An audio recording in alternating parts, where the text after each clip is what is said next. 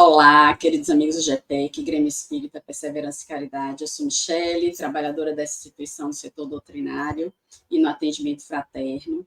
E estamos aqui hoje para mais um estudo do Evangelho, que ocorre todos os domingos, às 17 horas. Mas antes de iniciarmos o nosso estudo, vamos fazer uma oração, como sempre fazemos em todas as atividades da casa. Quem assim o desejar, coloque um copo de água para fluidificar. Pegue o seu evangelho para acompanhar o nosso estudo e vamos sentar numa posição confortável, fechar os olhos, quem assim o desejar, respirando fundo e pausadamente, sintonizando com o Mestre Jesus e com os benfeitores espirituais que tão amorosamente conduzem os trabalhos dessa tarde no plano maior. Que possamos ser intuídos, Mestre, por sua presença, e que nossas palavras possam tocar o coração de cada um que esteja hoje ou no futuro nos escutando. Que assim seja. Bem, meus irmãos, hoje nós vamos dar continuidade ao capítulo 14. Honrai a vosso pai e vossa mãe. Vamos estudar do item 5 ao item 7. No item 5, Kardec ele cita os dois evangelistas, Marcos e Mateus, mas ele se refere aos dois evangelistas, só que ele transcreve apenas um, ele transcreveu Marcos. O que indica, na verdade, isso é uma coisa que é muito feita nas Bíblias de estudo, ou chamada Bíblias de referência, onde você cita um texto e convoca o leitor a procurar buscar o outro texto, mostrando que uma leitura complementa a outra. Aqui, Kardec nos traz, no caso, os dois evangelhos sinóticos, os de Marcos e de Mateus, nos referindo, né, indiretamente a uma busca ao Velho Testamento. E já no título do capítulo, Honrai pai e mãe, ele cita, né, o quarto mandamento, se referindo ao Velho Testamento. Kardec ele traz para debate aqui desse capítulo o quarto mandamento, sendo que os três primeiros se referem à relação do homem com Deus. E no quarto em diante passa a ser citado a relação do homem com o próximo. No caso desse mandamento, honrai a pai e a mãe. A piedade filial, né? A honra aos nossos antepassados. E no item 5, Kardec começa, né, com a passagem quem é minha mãe e quem são meus irmãos. E a passagem que ele cita é a de Marcos. E tendo vindo para casa, reuniu-se aí tão grande multidão de gente que eles nem sequer podiam fazer sua refeição. Sabendo disso, vieram seus parentes para se apoderarem dele, pois diziam que perdera o espírito. Entretanto, tendo vindo sua mãe e seus irmãos, e conservando-se do lado de fora, mandaram chamá-lo. Ora, o povo se assentara em torno dele e lhe disseram: tua mãe e teus irmãos estão lá fora e te chamam. Ele lhes respondeu: quem é minha mãe e quem são meus irmãos? E perpassando o olhar pelos que estavam assentados ao seu redor, disse: eis aqui minha mãe e meus irmãos, pois todo aquele que faz a vontade de Deus, esse é meu irmão, minha irmã e minha mãe.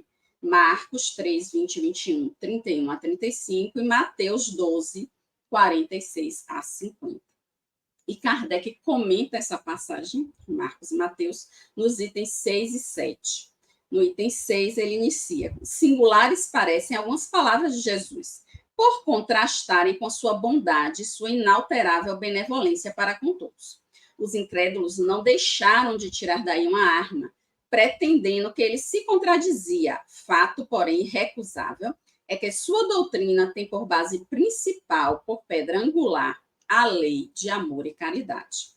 Ora, não é possível que ele destruísse de um lado o que do outro estabelecia, donde esta consequência rigorosa, se certas proposições suas se acham em contradição com aquele princípio básico, é que as palavras que se lhe atribuem foram mal reproduzidas, ou mal compreendidas, ou não são suas.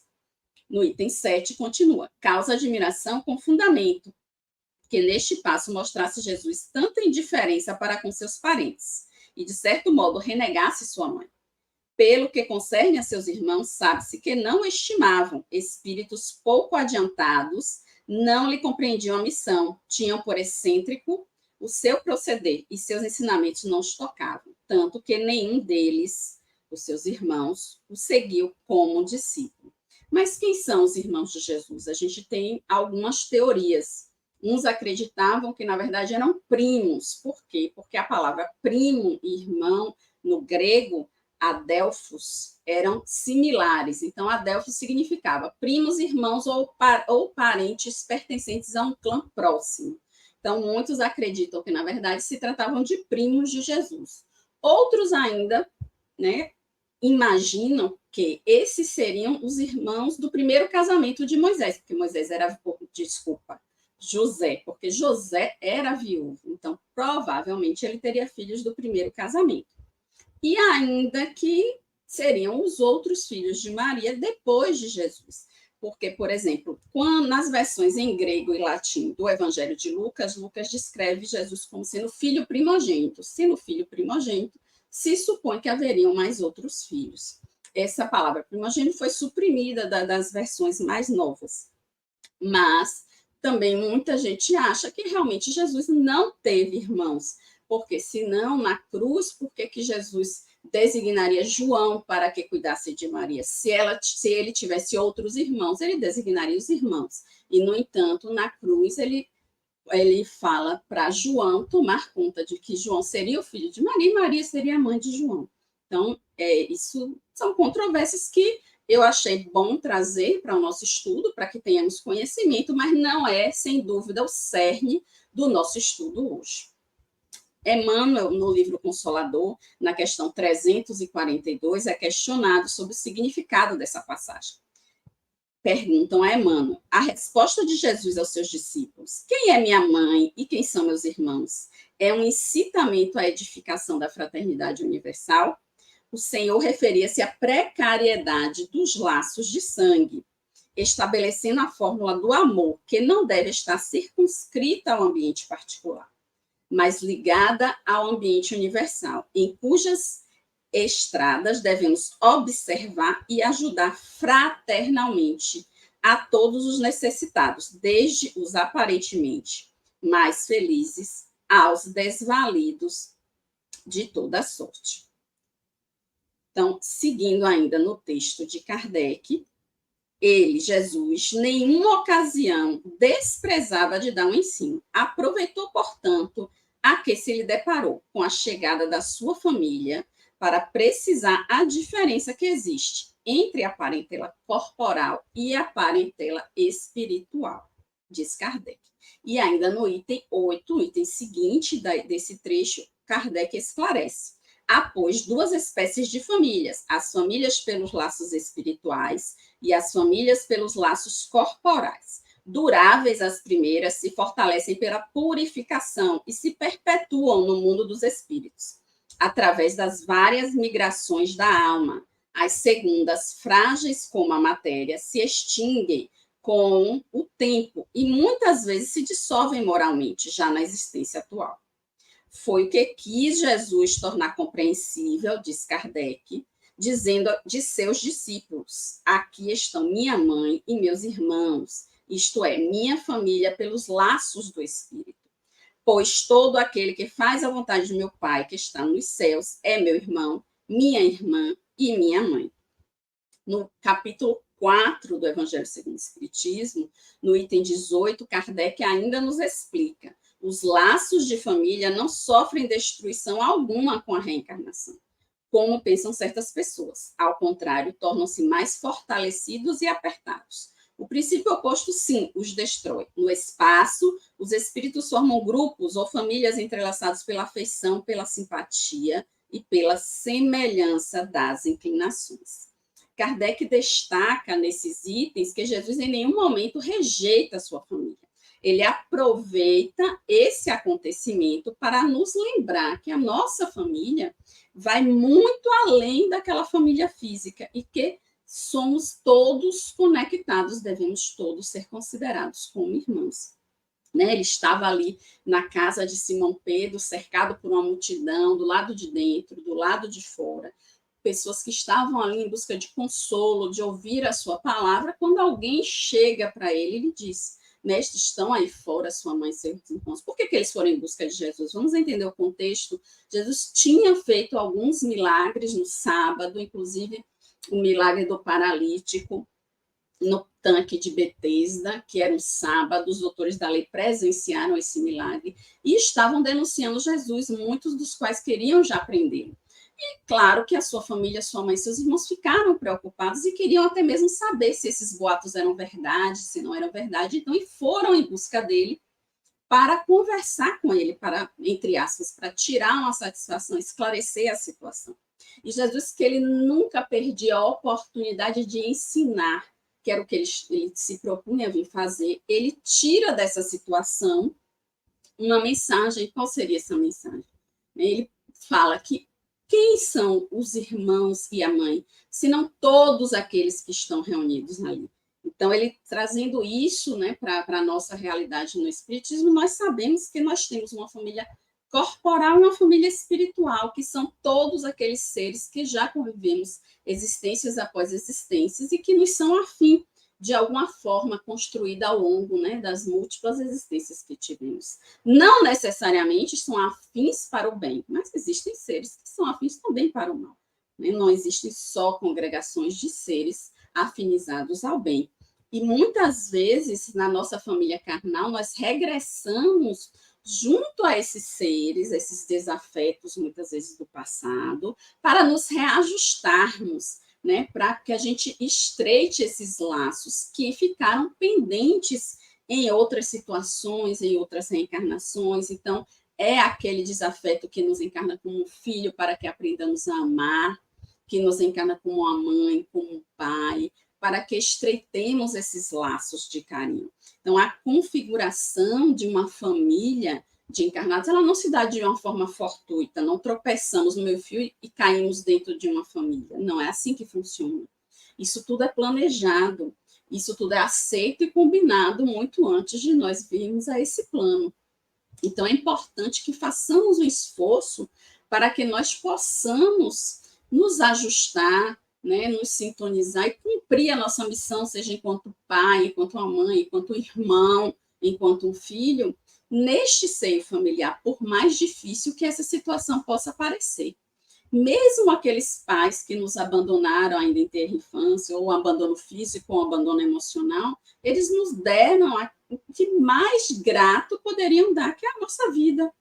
Né? Eles aceitaram nos trazer para essa existência. Então, só por isso, nós já somos extremamente gratos. Né? No livro Jesus no Lar, né, Lúcio, no capítulo 2, né, Jesus sobre a escola das almas, estavam reunidos, né, na casa de Simão Pedro, quando a sogra de Pedro pergunta: Senhor, afinal de contas, que vem a ser nossa vida no lar? E Jesus responde: iniciamos a tarefa entre flores, para encontrarmos depois pesada colheita de espinhos. No começo é a promessa de paz e compreensão. Entretanto, logo após surgem pedras e dissabores. O lar é a escola das almas, o templo onde a sabedoria divina nos habilita pouco a pouco ao grande entendimento da humanidade. O lar, na maioria das vezes, é o cadinho santo ou forno preparador. O que nos parece aflição ou sofrimento dentro dele é recurso espiritual. O lar é um curso ligeiro para a fraternidade que desfrutaremos na vida eterna. Sofrimentos e conflitos naturais em seus ciclos são importantes lições.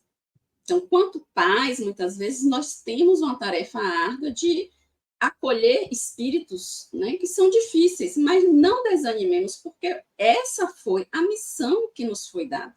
Né? E como filhos também, nem sempre nós vamos ter a identificação com aqueles pais, nem sempre vamos ter, entre aspas, a sorte de vir num lar amoroso, num lar acolhedor.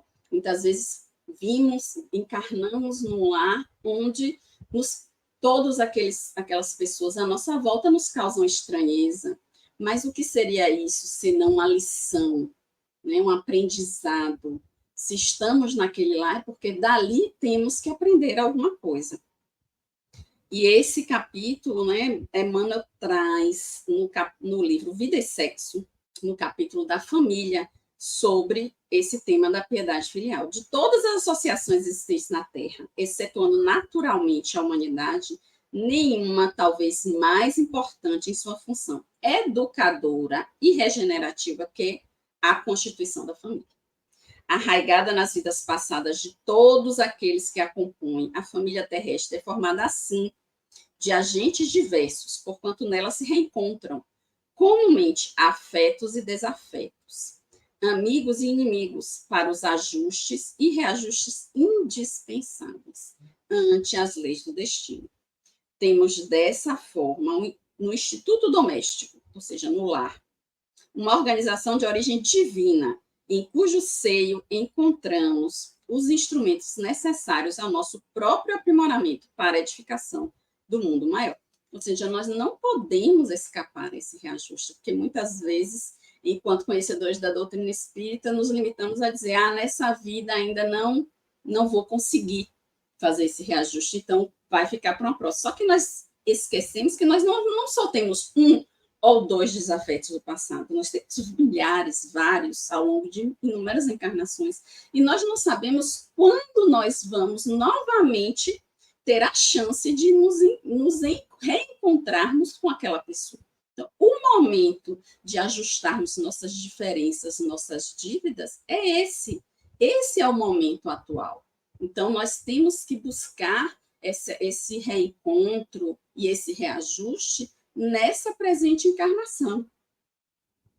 Por outro lado, também não podemos deixar tudo o que ocorre no seio familiar como débitos do passado. Muitas vezes, enquanto pais, somos omissos, somos falhos, porque, claro, somos espíritos imperfeitos, na tarefa de educar o filho, na tarefa de nos harmonizarmos com aquele filho, de colocar aquele ser que nos foi confiado no caminho do bem, ensinando bons princípios, e na idade adulta colhemos os frutos do nosso trabalho imperfeito.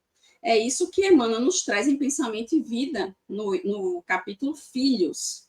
Não podemos, pois, esquecer na Terra que nossos filhos, embora carreando consigo a sedimentação das experiências passadas, ou seja, das outras reencarnações, em estágios anteriores da gleba fisiológica, são companheiros que nos retomam transitoriamente o convívio, quase sempre para se reajustarem conosco aos impositivos da lei divina, necessitados, quanto nós mesmos, de provas e ensinamentos no que tange ao trabalho da regeneração desejada. Então, cabe a nós os ajudarmos nesse trabalho de regeneração. É assim que toda criança entregue à nossa guarda é um vaso vivo a arrecadarmos as imagens da experiência diária, ou seja, do que estamos construindo a partir de agora, competindo-nos, pois, o dever de traçar-lhe noções de justiça e trabalho, fraternidade e ordem, habituando-a desde cedo à disciplina e ao exercício do bem, com a força de nossas demonstrações, sem, contudo, furtar-lhe o clima de otimismo e de esperança. E eu vou trazer para a gente encerrar um texto que está no Alvorada Cristã, de Neo Lúcio também, chamado A Galinha Afetuosa. Gentil galinha, cheia de instintos maternais, encontrou um ovo de regular tamanho e espalmou as asas sobre ele, aquecendo carinhosamente. De quando em quando beijava-o enternecida. Se saía buscar o alimento, voltava apressada para que não lhe faltasse calor vitalizante e pensava, garbosa, será meu pintainho, será meu filho. Em formosa manhã de céu claro, notou que o filhotinho parecia robusto.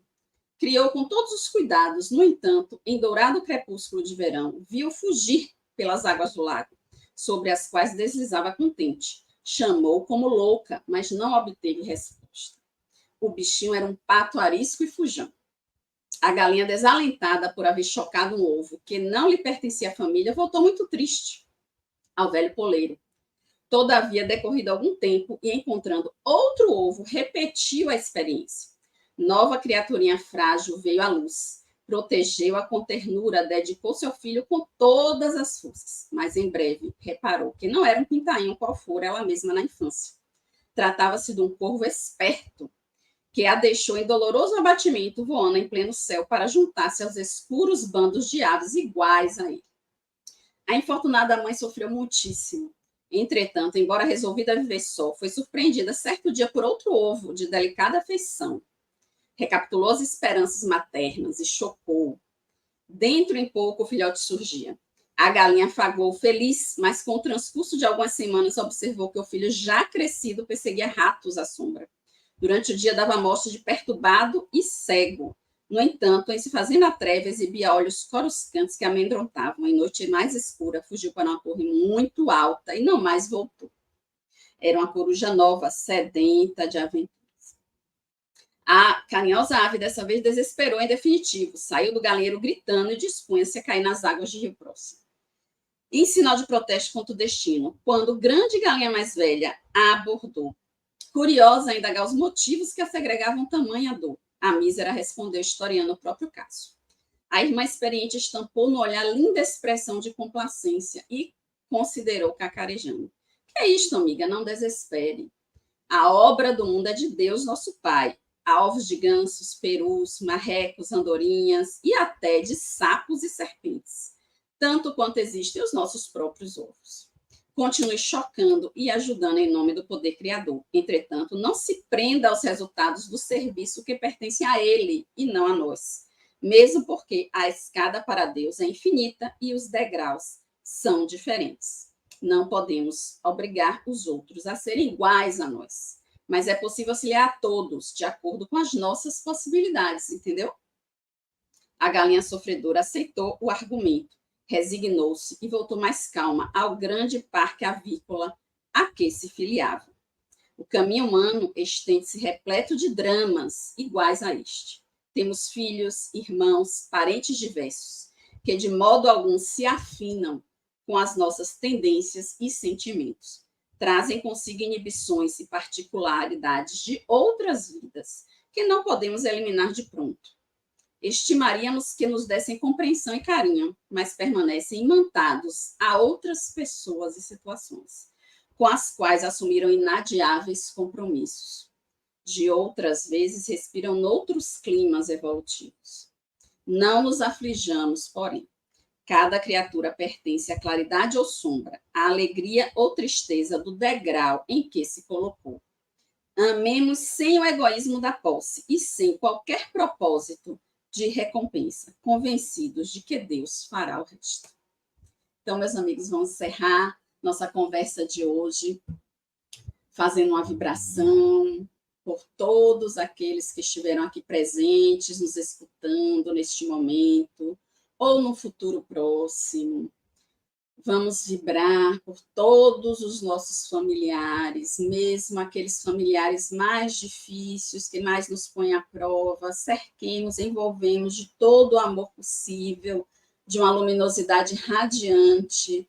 Procuremos orar diariamente por eles, para que possamos transformar esse nosso sentimento cada vez mais em amor, em compreensão. Vamos vibrar por cada trabalhador do GPEC, por nossos amigos, pelos moradores do nosso bairro, da nossa cidade, do nosso país, do nosso planeta. E que possamos ter uma semana produtiva e abençoada. Que assim seja. Muito obrigada, muita paz.